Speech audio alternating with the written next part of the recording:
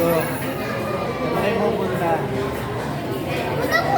Ayun ang discount. 161 minus 260. Malaki na discount. Isang nanay. Ano lang binayaran ko? Scarlett.